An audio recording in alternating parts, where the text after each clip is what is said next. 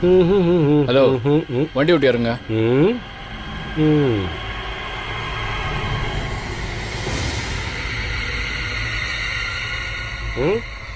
சொல்லிட்டு இருக்கேன்ல, வண்டி விட்டு இறங்க. ஆர்சி புக்கு இருக்கா தம்பி? ஏங்க, அதெல்லாம் உங்களுக்கு தேவையில்லாது.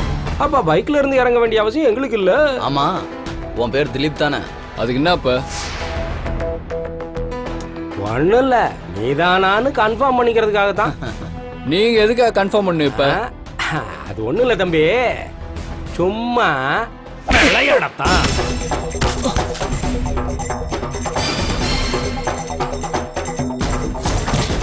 எந்திரிடா.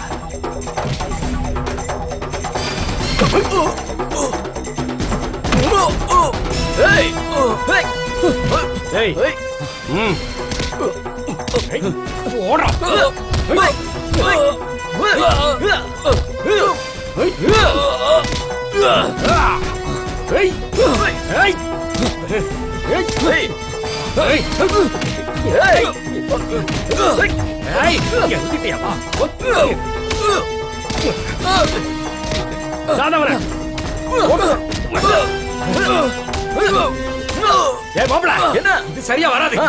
பொருள் எடுத்து போட்டு. சரி.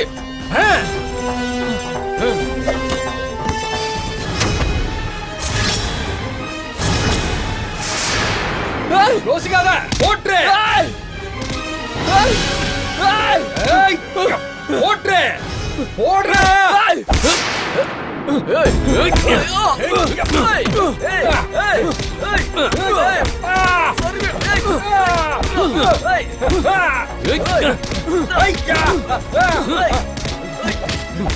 பண்றீங்க? போலீஸ் நீங்க ஏன் அடிக்கிறீங்க அவரை?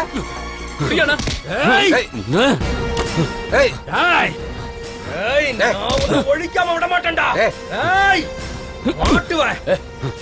மாட்டுவடா. அன்னைக்கு உன்னை ஒழிக்காம விட மாட்டேன்டா. முடிக்கிறேன்டா. சார், நீங்க இவனை பிடிச்சிட்டு போங்க சார். ஸ்டேஷனுக்கு கூட்டிட்டு போங்க சார். நான் ஒரு ஹாஸ்பிடல் கூட்டிட்டு போறேன். போங்க சார். திலீப், உங்களுக்கு ஒன்றும் ஆகலையே? வாங்க, பாத்து. என்ன கூப்பிட்டுருக்கலாம்ல அண்ணி. கூப்பிட்டு நான் அங்க வந்து அவளை நல்லா 4 அரை விட்டுருப்பால. நீ கொஞ்சம் சும்மா இருடி. பிரச்சனை தீக்க பார்க்காம அதை அதிகமாக்க பாக்குற? அதிகமாகணும் பாட்டி. அப்பதானே அவளை வீட்டை விட்டு வெளியில துரத்த முடியும். அது எப்படி முடியும்? அவதான் மருமகங்கிற அந்தஸ்துல வந்து உட்காந்துட்டு இருக்கால. ரேஷ்மி அப்படி இருந்தவதானே. அவளை இந்த வீட்டை விட்டு துரத்தலையா? இவளை கம்பேர் பண்ணும்போது அவ எவ்வளவோ தேவல. இந்த மாதிரி குள்ளநரி வேலையெல்லாம் அவ பண்ண மாட்டா.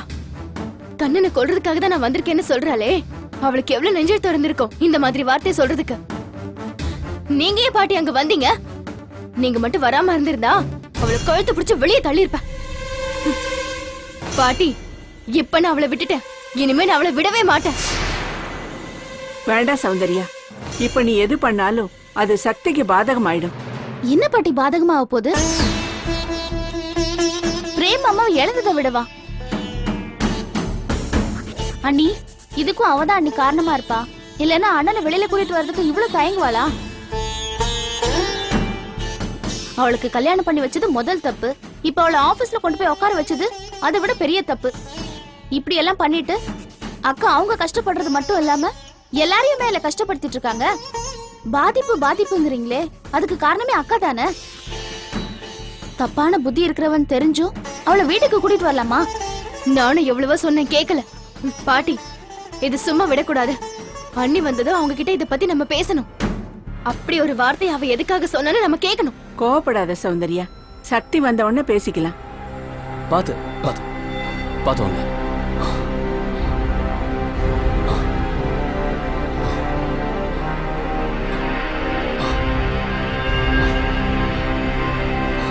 அர்ச்சனா, சரவணன் வாய்ஸ் மாதிரி இருக்கு. பாத்து. அர்ச்சனா, கூப்பிட்டீங்களா? ஐயோ திலீப், ஐயோ என்னங்க ஆச்சு? அண்ணி, பாட்டி, இங்க வாங்களே. என்ன என்னங்க ஆச்சு? பைக்ல இருந்து விழுந்துட்டீங்களா? என்னாச்சுப்பா? திலீப், என்னப்பா தலையில அடிபட்டு இருக்கு? ஒண்ணும் இல்ல, யாரும் பயப்படாதீங்க.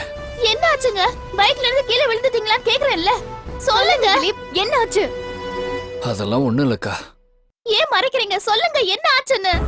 இவ்வளவு பெரிய காயம் ஆயிருக்கு. யாராவது வந்து வண்டியில மோதிட்டாங்களா? அண்ணா நீங்களாவது சொல்லுங்கண்ணா, என்னாச்சு? 2 ரவுடிங்க வந்து இவரை அடிச்சிட்டாங்க. ஐயோ, ரவுடிங்களா? அவங்க எதுக்காக இப்படி பண்ணணும்? அப்படியெல்லாம் நீங்க சண்டைக்கு போறவர் இல்லையே. இப்போ கூட நான் சண்டைக்கு போல அர்ச்சனா. என்ன எப்படிங்க இதெல்லாம்? சொல்லுங்க, யார் அவங்க? தெரியல அர்ச்சனா. நேத்து சைட்ல சித்தால் ஒருத்தர் கீழே விழுந்துட்டாரு. கவலைப்படாத. அவருக்கு மெடிக்கல் செக்கப்புக்காக பணம் கொடுக்க வீட்டுக்கு போனேன். அவங்க வீட்டுக்கிட்ட பைக் அடிப்பாட்டிட்டு போனேன். திரும்பி வந்து பார்த்தப்ப 2 பேரும் என் பைக்ல உட்காந்துருந்தாங்க.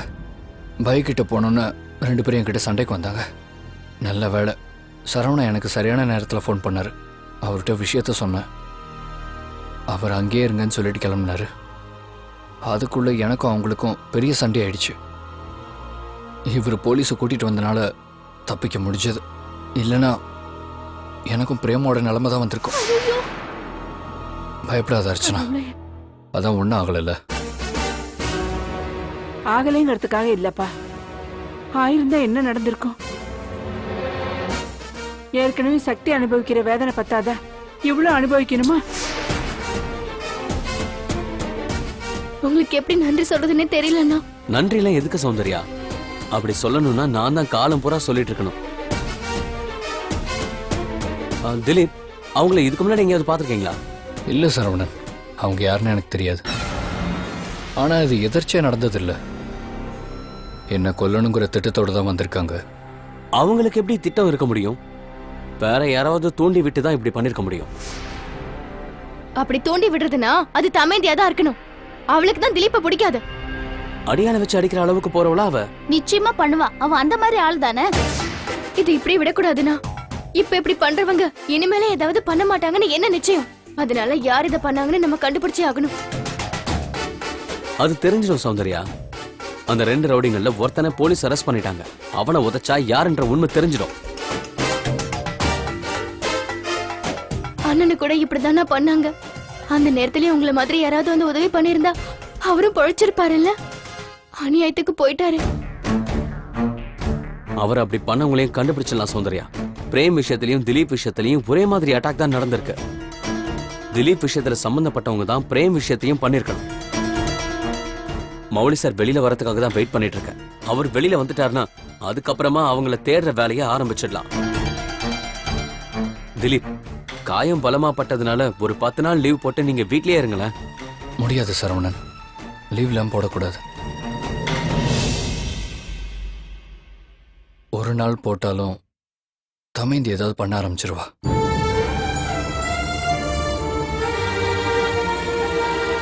ரொம்ப நாள் கழிச்சு அண்ணி இப்பதான் ஆபீஸ்க்கு வந்திருக்காங்க.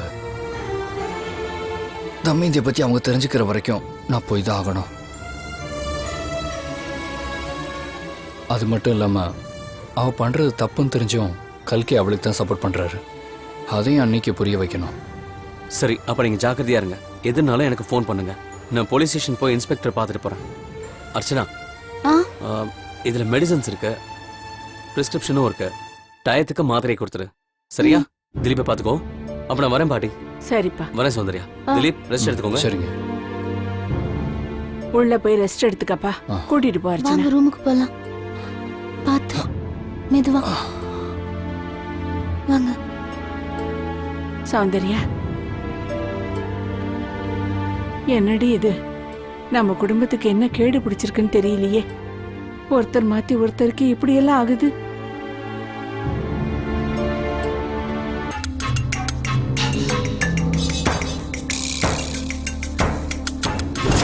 என்னடி சொல்ல? என்னை அடிச்ச?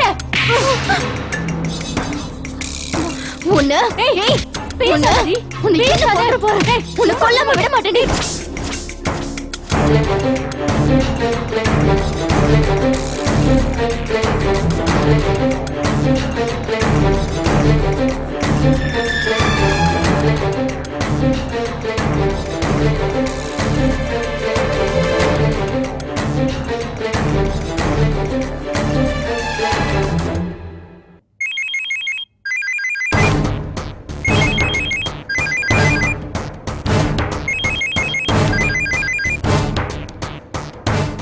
நமேந்தி, நான் தான் தாமோதரன் பேசுறேன். ம் சொல்லுங்க, என்ன இந்த நேரத்துல? எனக்கு நாளைக்கு கொஞ்சம் அவசரமா பணம் வேணும். என்னங்க விளையாடுறீங்களா? நான் தான் இன்னும் கொஞ்ச நாளைக்கு என்னால பணம் தர முடியாதுன்னு சொல்லிட்டேன்ல. அது மட்டும் இல்லாம சக்தி வேற ஆபீஸ் நிர்வாகத்துக்கு வந்துட்டா. என்னால எப்படி பணம் எடுக்க முடியும்? உன் நிலைமை எனக்கு புரியுது தமேந்தி. இருந்தாலும் எனக்கு வேற வழி இல்லை. அதனால தான் கேட்குறேன். என்ன அர்ஜென்ட்? மறுபடியும் ரேஷ்மி ஏதாவது பிரச்சனை பண்றாளா? ரேஷ்மி ஒன்றும் பிரச்சனை பண்ணல. இந்த திலீப் கதையை முடிக்கிறதுக்கு 2 பேரும் ஏற்பாடு பண்ணியிருந்தால, அதில் ஒருத்தன் போலீஸில் மாட்டிக்கிட்டான், இன்னொருத்தன் தப்பிச்சிட்டான். அவனுக்கு தான் பணம். போலீஸ் கிட்டயா? அவங்க எப்படி அங்க வந்தாங்க? அதான் சரவணன் போலீஸை கூட்டிட்டு வந்திருக்கான். அது நம்ம ஆளுங்களுக்கு தெரியல. சரவணனா? ஆனா காரியத்தை முடிக்காம வந்துட்டானுங்க. அதுதான் கஷ்டமா இருக்கு. இப்ப எதுக்காக நீங்க அவசரப்பட்டீங்க? ச்சே, நான் தான் அவனை அப்புறமா கவனிச்சுக்கலாம்னு சொன்னேன்ல. என்ன தமேந்தி, நீ தான் அவன் டார்ச்சர் பண்றதா சொன்ன. அதான் நான் காரியத்தில் இறங்கிட்டேன். அது மட்டும் இல்லாம இவன் போலீஸ்ல மாட்டினது கூட பெரிய பிரச்சனை இல்லை. ஆனா காரியத்தை முடிக்காம வந்துட்டாங்களே, அது நினைச்சாதான் ரொம்ப கஷ்டமா இருக்கு. இப்ப தப்பிச்சிட்டான் தமேந்தி. ஆனா கூடிய சீக்கிரமே அவன் என்கிட்ட மாட்டுவான்.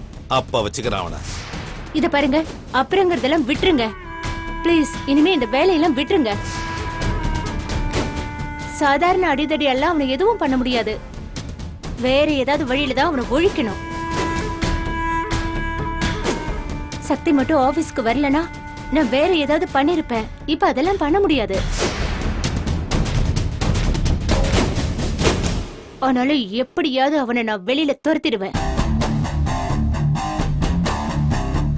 சரி, இப்ப எதுக்கு பணம் கேட்டீங்க? போலீஸ்ல இருந்து ஒருத்தன் தப்பிச்சிட்டான்னு சொன்னால, அவனுக்கு அடிபட்டு போச்சு தமேந்தி. அவனுக்கு தான் பணம் கொடுக்கணும்.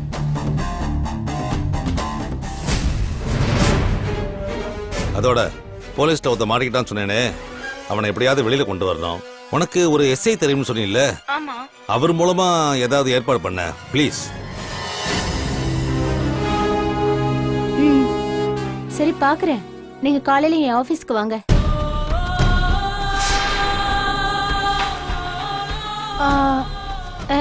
வரும்போது நான் சொன்ன அந்த டாக்குமெண்ட்ஸ் இருக்குல்ல, அதெல்லாம் எடுத்துட்டு வாங்க.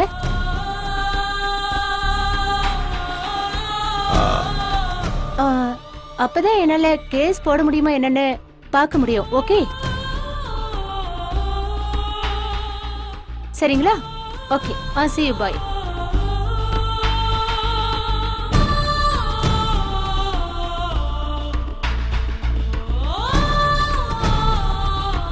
என்னங்க, ஒரு கிளையண்ட்டுக்கு ப்ராப்பர்ட்டில ஏதோ பிரச்சனையா? அதான் பேசிட்டு இருந்தேன். ஆமா, என்ன நீங்க இவ்ளோ லேட்டா வந்திருக்கீங்க? அந்த கோயம்புத்தூர் ப்ராஜெக்ட பத்தி பேசிட்டு இருந்தேன். இப்போ என்னங்க அதுக்கு அவசரம்? நான் அவசரப்படல. அண்ணி தான் வந்து என்கிட்ட அதை பத்தி கேட்டாங்க. அண்ணனோட ட்ரீம் ப்ராஜெக்ட் தான். அவரோட கனவு அவரோடயே போயிடுச்சு. பின்ன எதுக்காக அதை வேணுங்கிறாங்க? என்ன கேட்டா அதை அப்படியே விட்டுறது தான் நல்லதுன்னு சொல்லுவேன். சரி, இவ்வளவு நாள் இல்லாம உங்க அண்ணி எதுக்காக ஆபீஸ்க்கு வராங்க? தெரியல. வந்த உடனே கேள்வி மேல கேள்வி கேட்டுக்கிட்டே இருந்தாங்க. கோயம்புத்தூர் ப்ராஜெக்ட இனிமே நான் தான் கவனிச்சுக்கணுமா? அவங்களும் திலீப்பும் இங்க இருக்கிற ஆபீஸ பாத்துப்பாங்களாம். திலீப்பா? திலீப்புக்கு என்னங்க தெரியும்? தெரியுமோ தெரியாதோ, அவங்க சொல்றாங்கல்ல, அவங்கள மீறி எதுவுமே பண்ண முடியாது தமேந்தி. அவங்க பாத்துக்கிறாங்கன்னா சரிங்க. அந்த திலீப்பை எதுக்குங்க சேர்த்துக்கணும்? ஏற்கனவே யாரையும் மதிக்காம நடந்துக்குவாரு. உங்க அண்ணி இப்படி சொல்லிட்டாங்கன்னா இன்னும் மோசமாயிடுவாரு. எனக்கு என்னமோ உங்களை அவமதிக்கிறதுக்காக தான் இப்படி எல்லாம் பண்றாங்க. நீங்க இப்ப சரின்னு சொன்னாலும் இதே மாதிரி வேற ஒரு கம்பெனியை நம்மால ஆரம்பிக்க முடியுங்க. எங்க அப்பா எனக்காக நிறைய சொத்து சேர்த்து வச்சிருக்காரு. அது மட்டும் இல்லாம ஊர்ல எங்க அம்மாவோட பூர்வீக சொத்து நிறைய இருக்கு. அது எல்லாத்தையும் நான் உங்க பேருக்கு எழுதி தரேங்க. இங்க இருக்கிற சொத்தை விட நமக்கு பல மடங்கு இருக்குங்க. அது இல்ல தமேந்தி, அதுக்கான அவசியம் இப்ப இல்ல. பார்க்கலாம், இன்னும் என்ன நடக்குதுன்னு பார்க்கலாம். என்னங்க, உங்களை தான் சொன்னாங்களா இல்ல என்ன பத்தி ஏதாவது கேட்டாங்களா? ஆமா, கேட்டாங்க. உன்னை பத்தியும் கேட்டாங்க. ஏன் தமயந்தி ஆபீஸ்க்கு சரியா வரதில்லைன்னு. நான் தான் தமயந்திக்கு கோர்ட்டு வேலைலாம் நிறைய இருக்குன்னு சமாளிச்சிட்டேன். உங்க அண்ணி அவங்கள ஒண்ணும் வரலைங்க. இங்க இருக்கிறவங்க யாரோ ஒருத்தர் தூண்டி விட்டு அவங்கள வர வச்சிருக்காங்க. நீங்களும் சரி நானும் சரி இந்த வீட்ல இருக்கிறது அவங்களுக்கு பிடிக்கலங்க. இது வரைக்கும் என் மேலதான் கோவம் இருந்தது. அன்னைக்கு அந்த சொத்து விஷயம் வரும்போது அதை பிரிக்க கூடாதுன்னு சொன்னாங்கல்ல, அப்ப உங்களையும் அவங்களுக்கு பிடிக்காம போச்சு. முக்கியமா அந்த சௌந்தர்யா தான் அப்படி பண்ணிருக்கா. இன்னைக்கு என்ன கை நீட்டி அடிச்சுட்டா தெரியுமா? என்னது அடிச்சிட்டாளா? அடிக்கிற அளவுக்கு அவ வளர்ந்துட்டாளா? இரு நான் போய் கேக்குறேன். வேணாங்க, என்னதான் அடிச்சா பரவாயில்ல, நீங்க அதை பெருசு பண்ண வேண்டாங்க.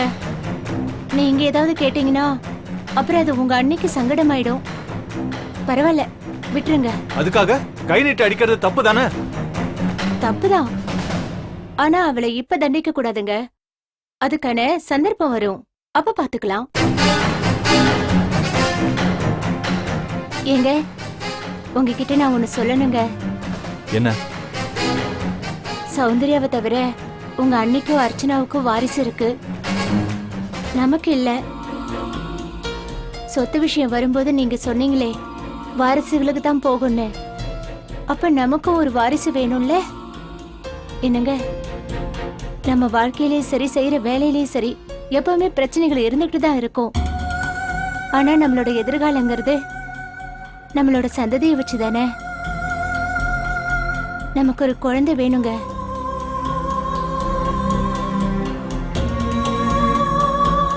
உங்ககிட்ட தாங்க சொல்றேன்.